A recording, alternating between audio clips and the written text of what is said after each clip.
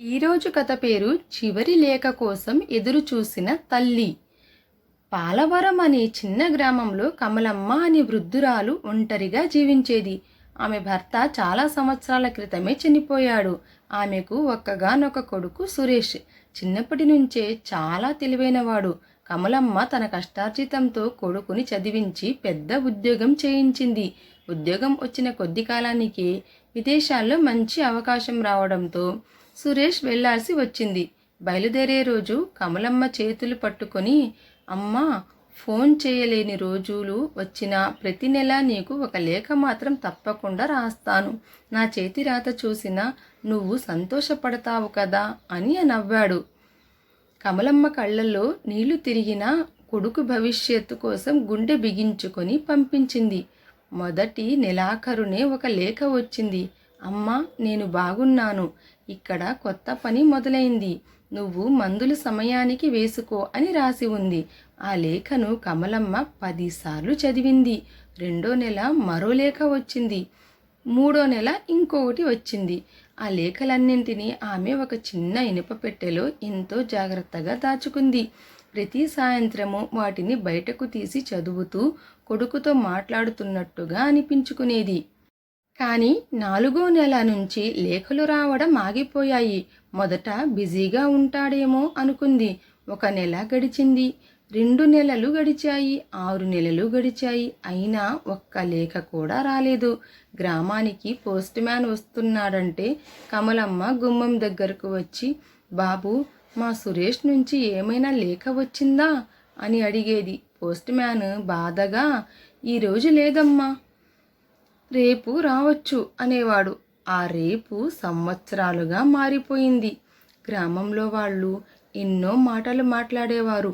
కొడుకు పెద్దవాడయ్యాక తల్లిని మర్చిపోయాడు అని కొందరు, విదేశాల్లో ఇంకో జీవితం మొదలుపెట్టుంటాడు అని ఇంకొందరు. కానీ కమలమ్మ మాత్రము ఒక్క మాటే చెప్పేది, నా కొడుకు మాట తప్పడు, ఏదో కారణం ఉంటుంది అని. 8 సంవత్సరాలు గడిచిపోయాయి. కమలమ్మ వయసు పెరిగింది. కళ్ళ చూపు కూడా తగ్గిపోయింది. అయినా ప్రతి ఉదయం ఇంటి ముందు ఊడ్చి గుమ్మం దగ్గర కుర్చీ వేసుకొని పోస్ట్ మ్యాన్ కోసము ఎదురు చూసేది. గ్రామంలో కొత్త పోస్ట్ మ్యాన్ రవి ఉద్యోగంలో చేరాడు. ఒకరోజు పాత పోస్టాఫీసు గోదామును శుభ్రం చేస్తుండగా మూలన దుమ్ము పట్టిన ఒక సంచి కనిపించింది. అందులో చిరునామా రాయక తప్పిపోయిన, పంపించకుండా మిగిలిపోయిన పాత లేఖలు ఉన్నాయి. వాటిలో ఒక కవర్పై కమలమ్మ పేరు కనిపించింది. తేదీ చూసి అతను ఆశ్చర్యపోయాడు. అది 8 ఏళ్ల క్రితం పంపిన లేఖ. రవి వెంటనే కమలమ్మ ఇంటికి వెళ్ళాడు. అమ్మా, మీకు ఒక లేఖ వచ్చింది అన్నాడు. ఆ మాట విన్న కమలమ్మ చేతులు వణికిపోయాయి. నా సురేష్ రాసిందా అని అడిగింది. రవి తల ఊపాడు.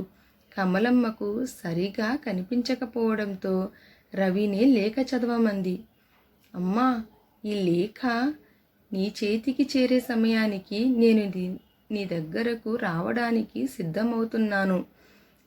నీకు ఒక పెద్ద సర్ప్రైజ్ ఇవ్వాలనుకున్నాను. ఎన్నో సంవత్సరాలు కష్టపడి కొంత డబ్బు కూడబెట్టాను. మన పాత ఇంటిని కొత్తగా కట్టిద్దాము అనుకుంటున్నాను. నువ్వు ఇక కష్టపడకూడదు. ఈసారి నేను వచ్చిన తర్వాత మనిద్దరము ఎప్పటికీ విడిపోం అని రాసి ఉంది. అక్కడి వరకు చదివిన రవి గొంతు ఆగిపోయింది. కవర్లో ఇంకో చిన్న కాగితం ఉంది. అది విదేశీ దౌత్య కార్యాలయం నుంచి వచ్చింది. శ్రీ సురేష్ గారు స్వదేశానికి బయలుదేరిన రోజు జరిగిన రోడ్డు ప్రమాదంలో మరణించారు.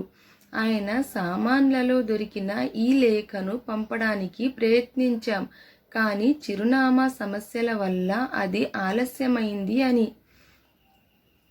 ఆ మాటలు విన్న కమలమ్మ కళ్ళలో కన్నీళ్లు జారాయి. కానీ ఆమె ఏడవలేదు. లేఖను గుండెలకు హత్తుకొని మెల్లగా నవ్వింది. నా కొడుకు మాట తప్పలేదు. లేఖ రాశాడు. నా మీద ప్రేమ కూడా తగ్గలేదు. కానీ విధి అతన్ని నాకంటే ముందే పిలిచేసింది.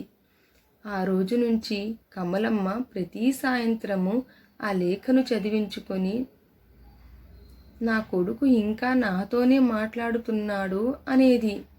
కొన్ని నెలల తర్వాత కమలమ్మ కూడా ప్రశాంతంగా కన్ను మూసింది. ఆమె చేతిలో చివరిసారిగా కనిపించినది అదే లేఖ. ఆమె మరణం తర్వాత రవి ఆ లేఖను చూసి ఒక నిర్ణయం తీసుకున్నాడు. గ్రామంలో ఒంటరిగా ఉండే వృద్ధుల కోసం ప్రతి నెల స్వచ్ఛందంగా లేఖలు రాసే కార్యక్రమం ప్రారంభించాడు. స్కూల్ పిల్లలు ఆ తాతలు